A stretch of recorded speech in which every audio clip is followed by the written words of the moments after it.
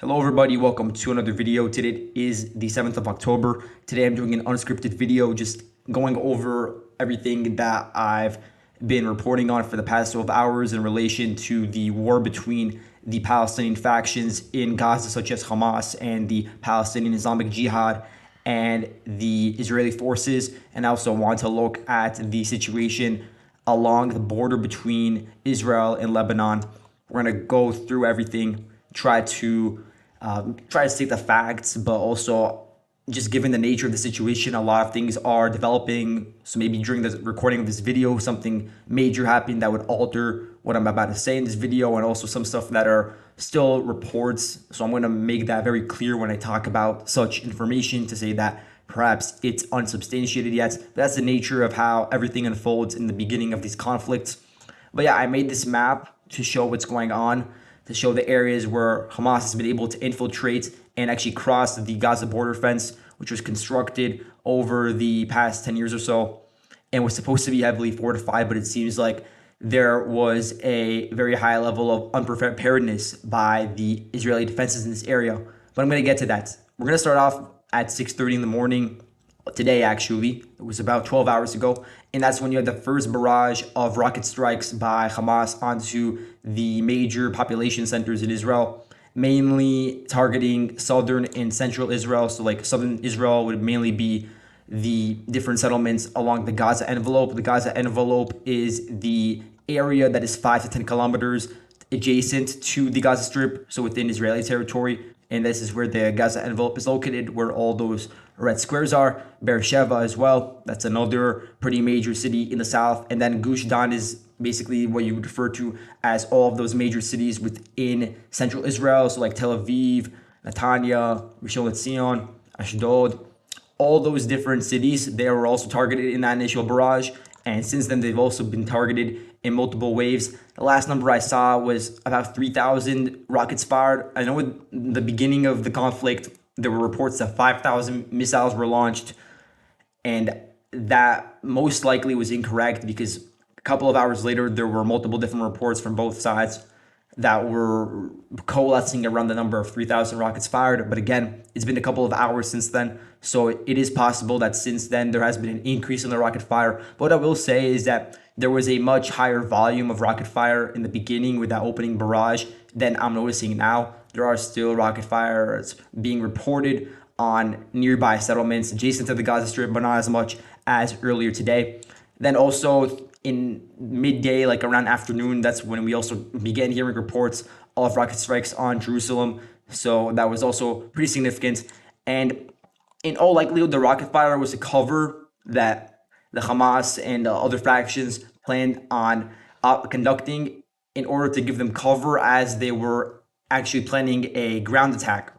And that's what we ended up seeing. We saw attacks by the Gaza factions, both by air, by sea, and by ground, most notably. When it comes to by air, the Hamas factions, like Hamas, they used paragliders. They used these motorized paragliders. And it's not just one, there were like a couple of them, and they released footage of this, of their operation. And they were able to just fly through the air and just enter into Israeli territory like that. And again, it's very difficult to detect those sort of paragliders if you're not looking out for them specifically, because they have a very low heat signature. It's very difficult for radars and such to detect them. So they were able to actually infiltrate into all of the Israeli territory in the northern parts of the Gaza envelope, especially.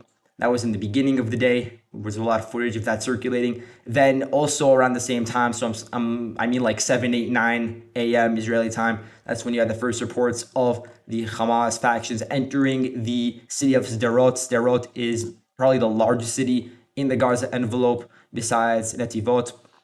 And so in Sderot, that's where we saw the first video footage actually coming out of the Hamas factions entering with trucks. They had RPGs armed with them that all these different small arms fires. They had grenades as well. So they were all roaming through the city of Sderot, and they really didn't encounter that much resistance at first. They were able to basically break through the border wall and the border fence, which is supposed to be very fortified, by the way.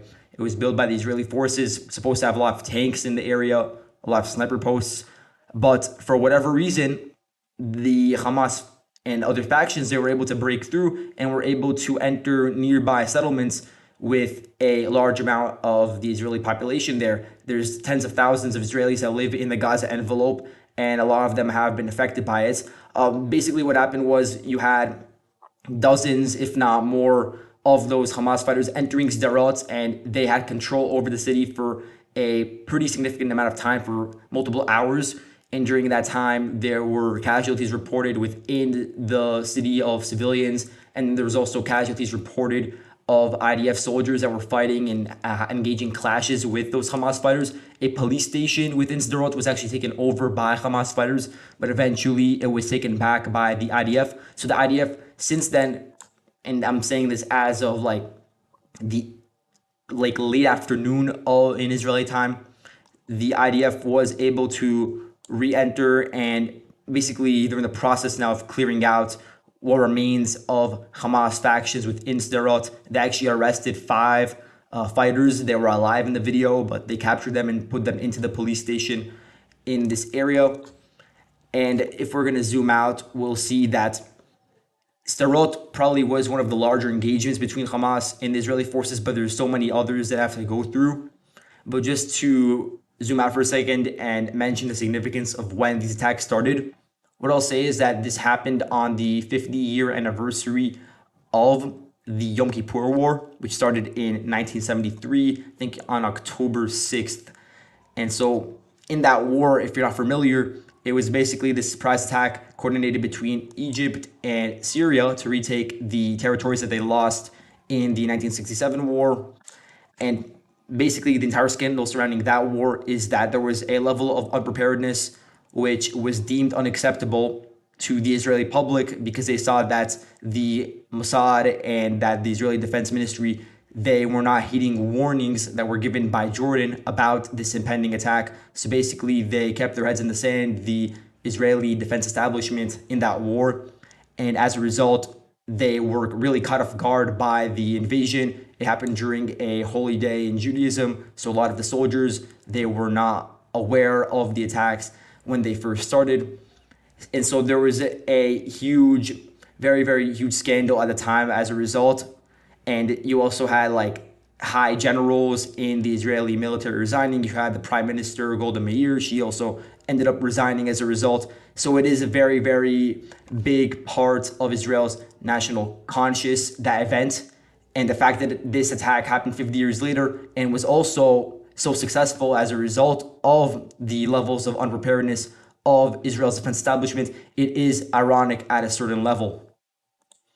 If we look at the areas to the north of the Gaza Strip, basically in this area you have a lot of the northern brigades of Hamas forces and also of PIJ forces that are organizing around the city of Jabalia. From there, they launch attacks onto the Erez border crossing, which they have control of at the moment, and also in the direction of the village of Zikim. I don't think they control Zikim. I haven't seen any information about that, but they do have control of a military base just to the south of that village. So they have control of the Zikim military base.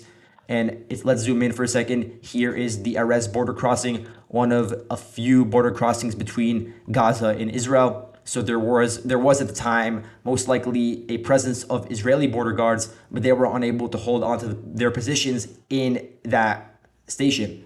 Now, if we look at some of the different kibbutzim, because that's the name of some of these settlements that are located in the Gaza envelope, those sort of communities. So you have, for instance, Nahal Oz, which was taken over by Gaza fighters. They released footage showing how they were able to take it over.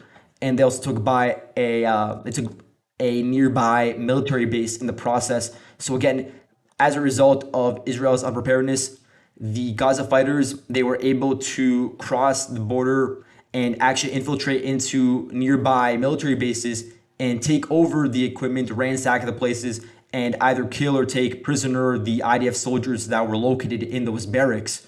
And from the information that I've seen, the Gaza fighters, they were able to at least take 14 units of equipment, and that includes Merkava tanks, some of which were destroyed, by the way, but that's a totally different discussion. I'm saying that they were able to take these back, 14 different units of equipment like Humvees and other infantry mobility vehicles, armored personnel carriers. All of those were just taken completely intact because of the lack of resistance by the IDF in these sections. And as a result of the rapid advancement of the Hamas fighters in this area, using motorcycles, using, trucks, vehicles, civilian vehicles, all of that, they were able to advance along this highway and reach the city of Nativot, which has a population of 40,000 people.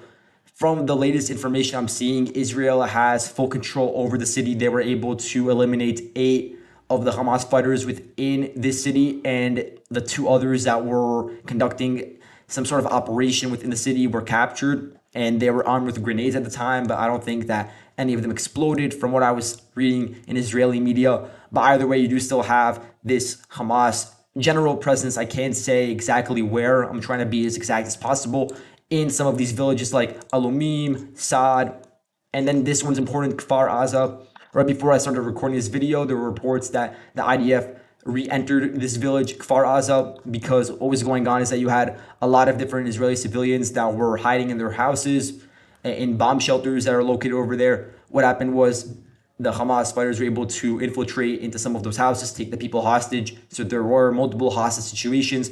Israel was able to basically neuter any sort of Hamas threat in some of the houses in the village, and now they're just beginning to clear it out entirely. And speaking of the threat of hostages, there are at least 3 hostage situations that I have not mentioned yet. There's a hostage situation in Be'eri, and this is one of the most significant ones. This is a kibbutz where you have 50 people that are being held hostage right now. You have also, as I said before, Nahal Oz. And there's like another one over here. I think it's in Nirim, this settlement over here. So I think that the IDF is also working on trying to clear this village over here. But when I last updated the map, Hamas did have control in that area, and there were calls for help from the civilians over there when they were speaking with the media. In addition, there are reports of clashes around the village of Kisufim, which is just to the east of, Khan Yunis, that entire area, major city in Gaza, where you have a lot of the Palestinian factions and a lot of the areas where they're firing rockets into southern Israel. Ain Hashloshah, that's another one. That's another village where you have clashes. Again, there's clashes over there. And near Oz is a village where we have proof that the Hamas fighters were able to actually take over the village. And just going up for a second, there's also clashes in the direction of Re'im, and near the Re'im military base, there's a chance that the Palestinians were actually able to infiltrate into this military base and take some of its equipment. But for now, I'm leaving it in a gray zone marked in black. If we go further south, this is an area where we saw less activity by the Gaza factions, but nonetheless, there is still some movement from earlier today. The village of Sufa is under the control of the Hamas factions based off of, again, media reports. And I listened to firsthand accounts of people on the ground that were speaking about the situation within the village, and that's what they were saying. And also Karem Shalom, which is extremely close to the Gaza border, and then also the checkpoint, the border crossing that you have between Israel, Egypt, and Gaza in this area. You can see that it's very important conjunction between the 3 different areas. Now, if we are to zoom out for a second, we'll see that there was also some additional rocket strikes on Ashkelon. At the time, there were reports that Ashkelon, that the Hamas fighters were able to infiltrate it. Those turned out to be incorrect. There weren't really any Hamas fighters that took over portions of Ashkelon on foot. What we did see, though, is that perhaps naval assets of Hamas, some of their frogmen, were able at the beginning of the day to try to land there, and it appears as if they were eventually pushed back, as now Ashkelon, there's a lot of videos on the ground from that city, and there's a huge presence of police, of IDF, all of that. But more recently, there was a video released by the IDF showing them destroying, I think it was 2 boats that were filled with dozens of Hamas fighters that were trying to land on the beach over here. So it seems like those attempts have been stopped as of now. And just to look at one more settlement that I did not mention yet, which is extremely far away from the Gaza border. I believe it's like 40 kilometers away, or actually, it's 21 kilometers away. But Ofakim, this city over here, it's one of the larger ones in southern Israel. And there were also infiltrations over here a couple of hours ago, although eventually the IDF was able to restore order and clear out the entire village. So I will mark it as blue on my map. And then there was also some reports of some arrests being made of Hamas fighters in Beersheba, which is very far away from the Gaza border. The thing is, you could have very small elements of the Hamas force that just rode on vehicles and got really disattached from the main fighting force near the Gaza envelope, and they were able to just roam through the entirety of the highway system in Israel and make it to different settlements, which is why the IDF closed off all of these roads in southern and central Israel, especially this one over here, the road number 4, this one especially because it goes in the direction of central Israel. So that's a big part of why we haven't seen as many reports of like stranded Palestinian fighters making their way deeper into Israeli territory. For now, it is more concentrated near the Gaza envelope, and it appears that the Israelis are preparing for a very significant response. There are reports that there are 31 battalions that Israel has deployed in the Gaza region, and they also have another 4 divisions and a significant amount of tanks that are on the way to be sent towards the front line. On Israeli media right now, they're actually replaying the same videos of Humvees that are going in the direction of Gaza. There's a lot of different troops that are coordinating. A lot of the, basically all the reservists are now being called up. At first it was 10,000, and now there's a massive mobilization of those reservists, supposed to be military-aged males and the like. And the point of that coordination is that there is now a plan by the Israeli National Security Council. They've actually approved the ground operations, and they approved the beginning of those operations within the Gaza Strip itself. So that would imply that there will be at some point a ground invasion, not just to retake territories in the Gaza envelope, which again, the Gaza envelope is over here, this place over here, but even deeper into the actual territory that was held before the beginning of hostilities today. So, that would imply that you would have IDF forces entering Jabalia, entering the city of Gaza, entering all these different refugee camps where it's extremely dense and you have extreme amount of Hamas fighters and other fighters over there. There's like 2 million or something like that civilians living in this entire area, and it's one of the densest places on the world. So you can imagine how horrific the fighting is going to be over there. There's going to be some gruesome house fighting also further south than Rafah, Khan Yunis, and there's already strikes that are occurring on the positions of the Gaza fighters within Gaza. There's like already reports of strikes on high-rise buildings. There's reports of strikes on different command posts for different elements of the military wing of Hamas, the Al-Qassam Brigade. That's something that's being mentioned, and we're not even at the fully fledged part of the Israeli operation, because we know that a big part of Israel's operation in the Gaza Strip when it comes to air activities with their air force and helicopters will involve strikes on the Hamas leadership. You could expect that Israel will be trying to assassinate Mohammed Deif. He is the head of Hamas's military wing, and he has been able to survive assassination attempts by Israel for many, many years now. So he's definitely going to be one of the first people on the chopping block for Israel at the moment. And at the same time, the Hamas and other factions have taken at least 50 prisoners, and that includes IDF soldiers, it includes police, and includes civilians. So at least 50, but I've seen numbers such as 57 from a couple of hours ago of these Israelis that have been taken from different settlements along the Gaza envelope and actually moved into Gaza itself. Some of them are still alive, others have been killed since then, and they're actually being paraded in the streets of these cities.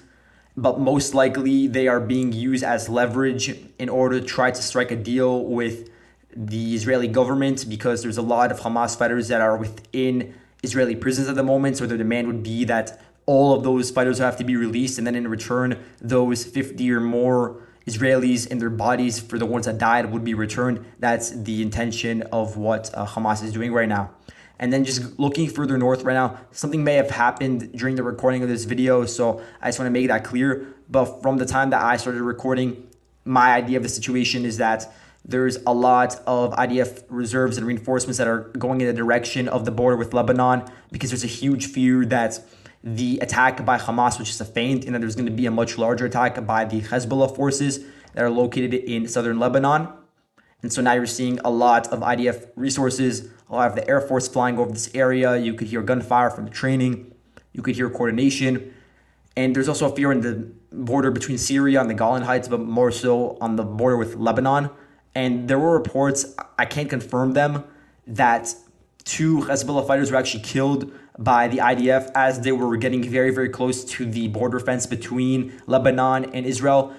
There's no video footage of that, at least to my knowledge, but there was a lot of footage circulating of Hezbollah fighters that were approaching on motorcycles that were making their way through the mountains in the direction of the border fence between Israel and southern Lebanon. So keep an eye out for this region, because that would be a major escalation if Hezbollah gets involved. And according to unconfirmed reports, Hezbollah said that they may get involved. And this is based off of reports that were coming in from people that were talking about Egyptian mediators, because Egypt is the one that's usually mediating the conflicts between Israel and the Palestinian factions. So what they're saying is that Israel was informed by Hezbollah that Hezbollah would get involved in the war if Israel launched a ground invasion. And that's what appears to be happening now, that Israel is preparing for a ground invasion of the Gaza Strip. So we're going to have to wait and see what happens on the northern front in regards to Hezbollah. So keep an eye out for that. Thank you guys so much for watching, and I'll see you guys in the next video. Goodbye.